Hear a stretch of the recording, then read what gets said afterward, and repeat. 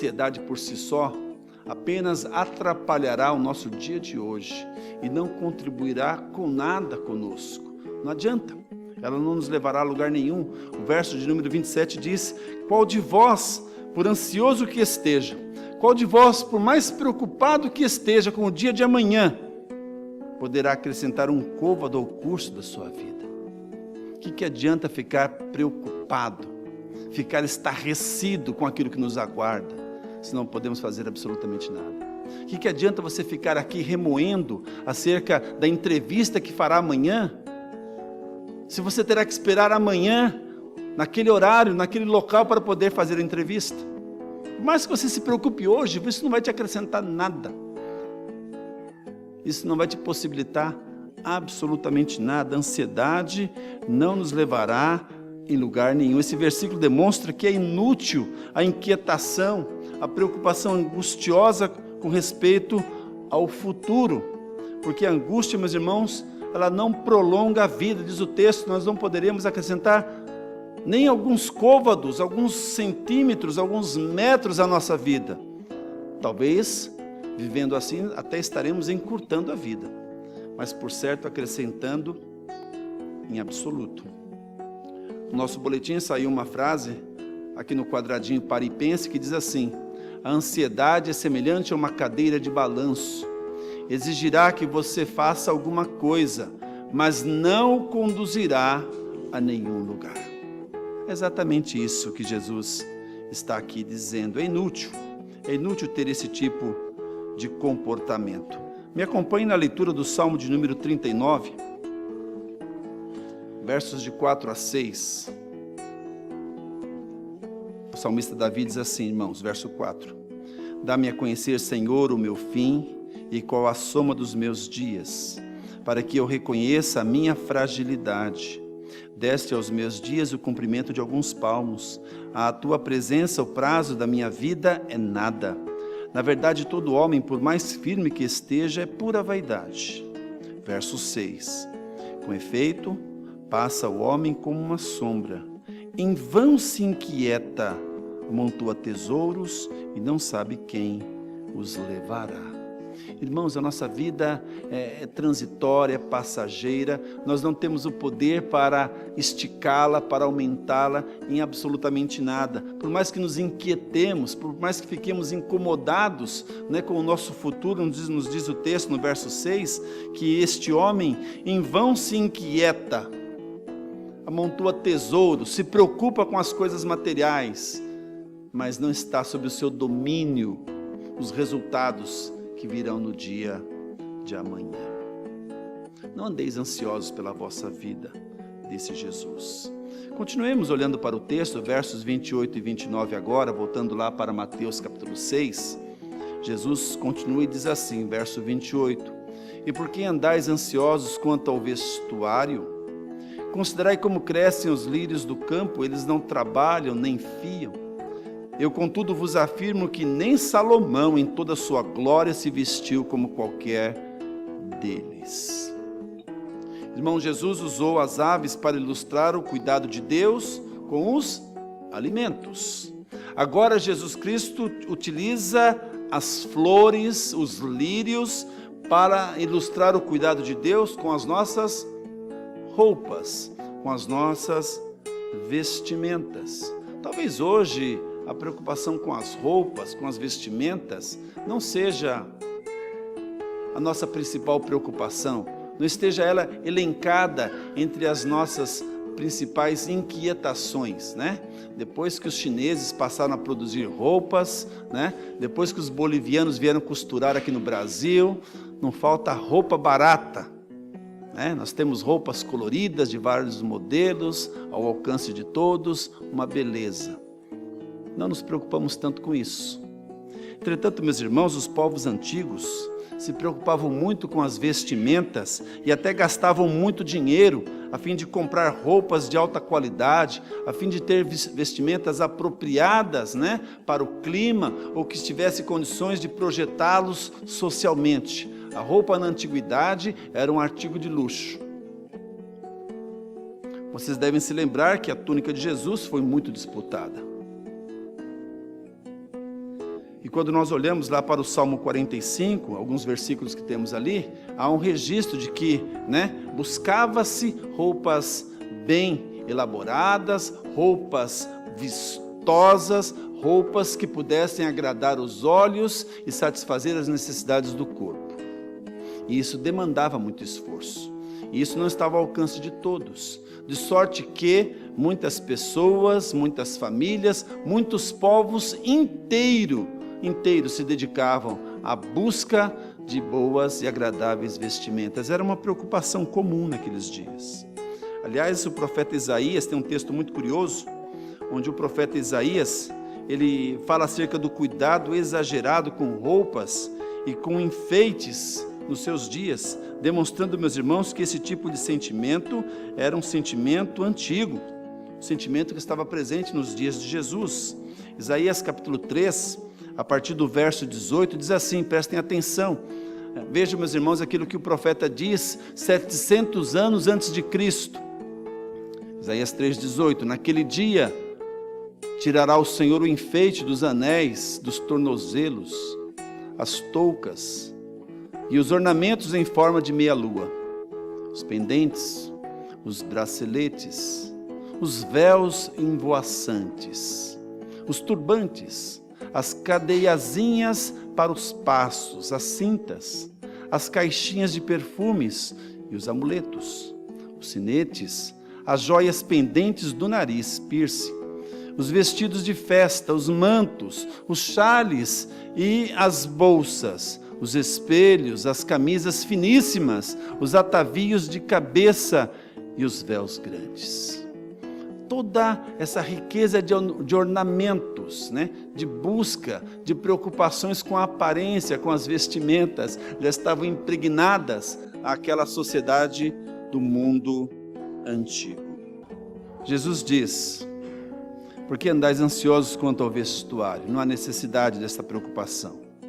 Considerai como crescem os lírios do campo. Eles não trabalham, nem fiam. Eu, contudo, vos afirmo que nem Salomão em toda a sua glória se vestiu como qualquer deles. Jesus faz uso da figura dos lírios do campo, para dizer que Deus dá àquele vegetal uma roupa belíssima, muito mais bela do que a melhor roupa, a melhor vestimenta que Salomão pôde obter em toda a sua glória. E percebam, meus irmãos, que o exemplo de Jesus aqui é um exemplo que instiga, porque ele faz menção aos lírios do campo. Jesus não está falando de uma flor que está plantada no vaso de uma pessoa cuidadosa. Jesus não fala acerca de uma flor que está plantada num jardim, que recebe os cuidados cotidianos, que alguém vai ali e põe água, que alguém vai ali e lança adubo, que alguém vai ali e protege do sol. Jesus fala dos lírios do campo, daqueles lírios que nascem espontaneamente, daquele lírio que não tem o cuidado humano de ninguém, que brota simplesmente e cresce belíssimo, longe das cidades, longe dos olhares dos homens. Deus está por detrás daquilo. E se Deus cuida de um vegetal que existe hoje e desaparece amanhã, diz aqui Jesus, será que Ele não vai cuidar daqueles que lhe pertencem, dos homens feitos à sua imagem e semelhança? Questiona Jesus Cristo. Para quê preocupação? Para que, meus irmãos, esta inquietação? Precisamos confiar mais no nosso Deus. Verso 30 diz, ora, se Deus veste assim a erva do campo, que hoje existe, amanhã lançada no forno, quanto mais a vós outros, homens de pequena fé? Quando o nosso coração se aperta, quando nós ficamos, meus irmãos, tomados de ansiedade, quando nós ficamos perturbados, meus irmãos, ao ponto de lançarmos dúvida no governo e na soberania de Deus, isso é sinal de que sobre nós repousa uma pequeníssima fé. Deus há de cuidar muito melhor de nós, homens de pequena fé.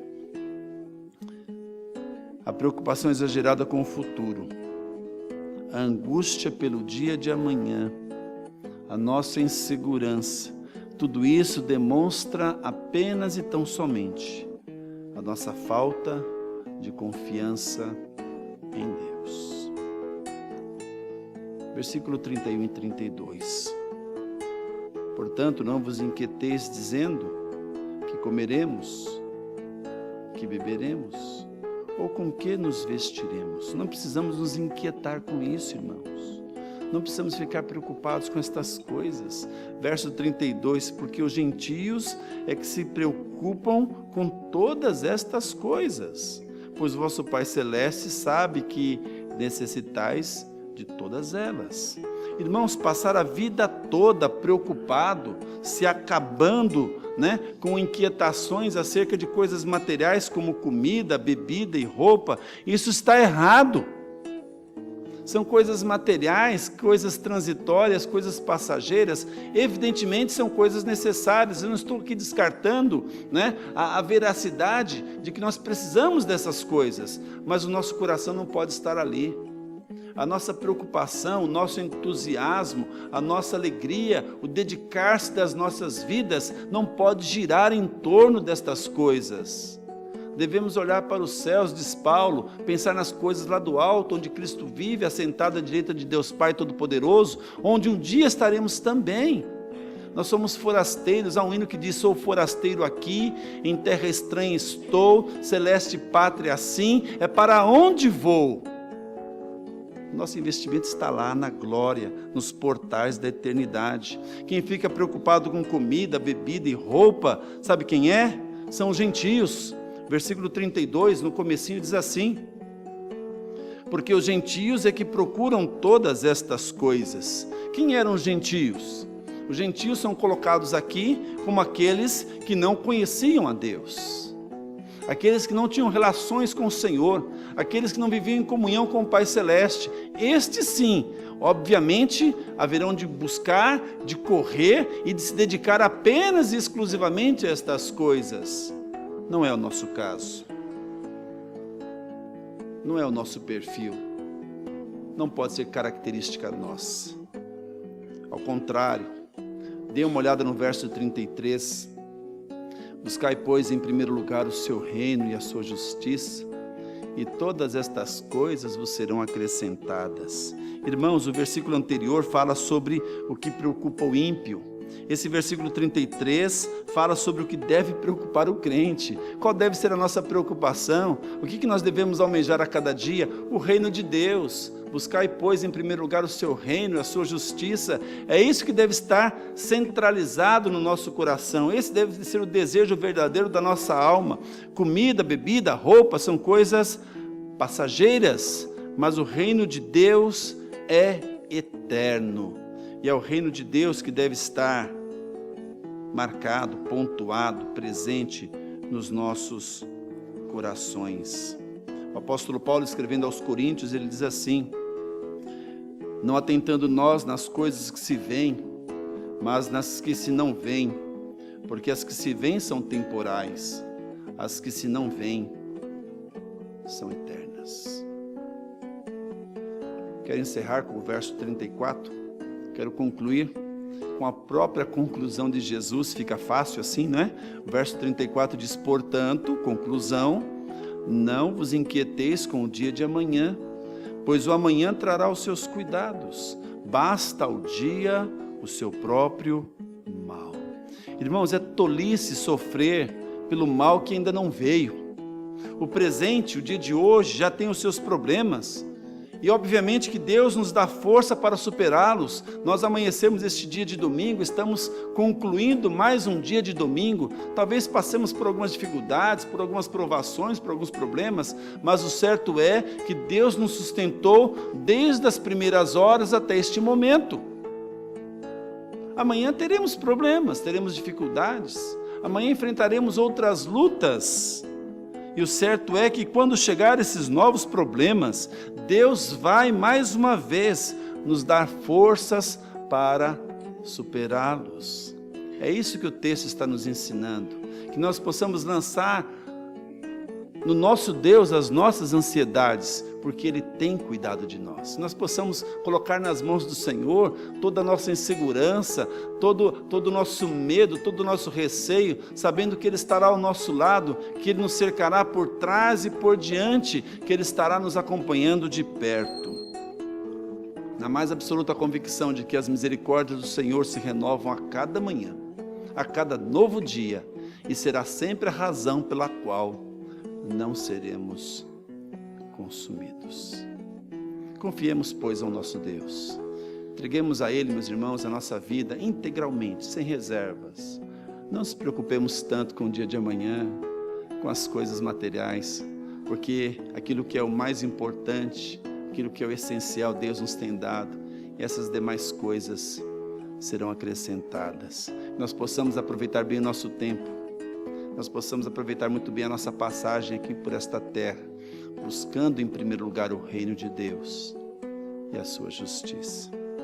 Que Deus assim nos abençoe, que Deus assim nos convença, que Deus assim nos conforte, que Deus assim possa conduzir a vida de cada um de nós. Amém.